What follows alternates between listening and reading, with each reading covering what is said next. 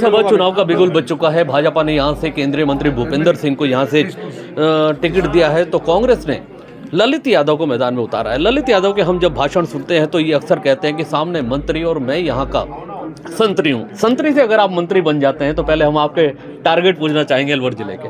देखो, हम तो टारगेट नौजवान का टारगेट है जी, किसान को लेकर के है। इन लोगों ने बड़े बड़े भाषण दिए, बड़ी बड़ी बात करी, नौजवान को रोजगार देने की बात करी, किसान की आय दोगुनी करने की बात करी, 15 लाख खाते में लाने की बात करी, रुपये डॉलर को बराबर करने की बात करी। इन्होंने ये बात भी कही कि कोई अगर लाल आंख से देखेगा तो हम एक सर के बदले 10 सर लेकर के आएंगे। तो उन सब बातें खोखली इनकी साबित हुई है और जनता ने मुझे आशीर्वाद मुड़ावर में दिया। लोग अलवर में मुझे जनता आशीर्वाद देकर भेज रही है।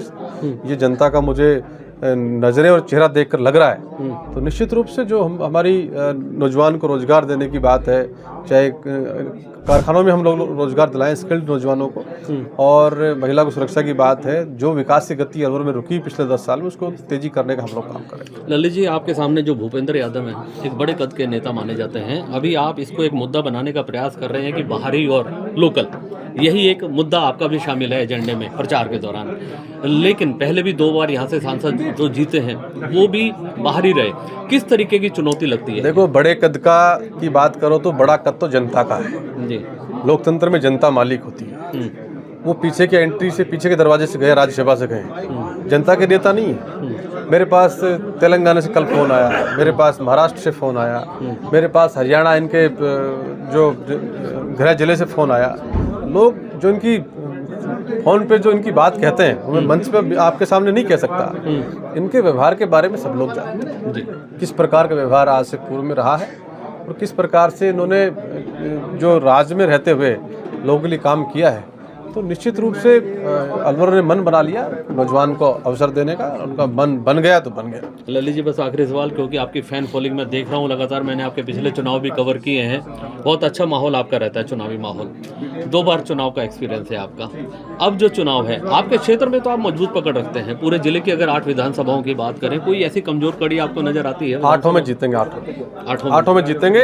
एक भी विधानसभा क्षेत्र कमजोर नहीं रहेगा, सब में चुनाव जीत रहा है। मंगीलाल जी, राजगढ़ तो वैसे कांग्रेस का गढ़ माना जाता है। राजगढ़ का तो हमेशा इतिहास रहा है जी। कभी लोकसभा में, कभी आज तक कोई कैंडिडेट है कांग्रेस का हारा नहीं है वहाँ से। कांग्रेस का कैंडिडेट कभी नहीं आ रहा है वहाँ से। और इस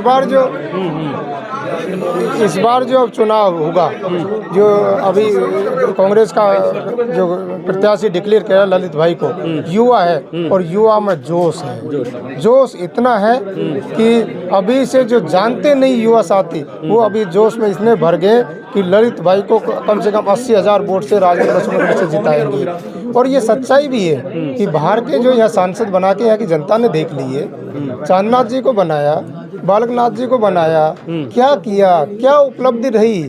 और जनता, आप कह रहे हैं ना कि सेंट्रल गवर्नमेंट में मंत्री हैं, तो मंत्री जी का भूपेंद्र यादव जी ने यहाँ क्या किया, क्या उपलब्धि है उनकी, यहाँ की जनता क्यों एक्सेप्ट करेगी उनको, क्या दिया उनने। वो बाहर के लोग हैं, और बाहर के लोग हैं जो अंग्रेजों की तरह राज करने के लिए आते हैं, और यहाँ की जनता स्वाभिमानी है और राष्ट्र के लाल में विश्वास कायम किया है। और कल मैं उधर भी गया था भैरोड, वहाँ तो वहाँ की जनता में जो उत्साह देखा, निश्चित रूप से 5 लाख प्लस वोट से कांग्रेस का प्रत्याशी यहाँ से जीतेगा और जनता उसके लिए उत्साहित है पूर्ण। जैसे मांगीलाल जी ने मोर्चा मारा इस बार। थैंक यू जी। ये थे मांगीलाल जी, जो राजगढ़ से विधायक हैं, पहली बार विधायक बने हैं। उन्होंने भी ललित यादव के समर्थन में अपनी बात रखते हुए दावा किया है कि इस बार एक युवा नेता को कांग्रेस ने मैदान में उतारा है और वो जीत हासिल करेंगे। कैमरामैन सरजीत के साथ जुगल गांधी, अलवर।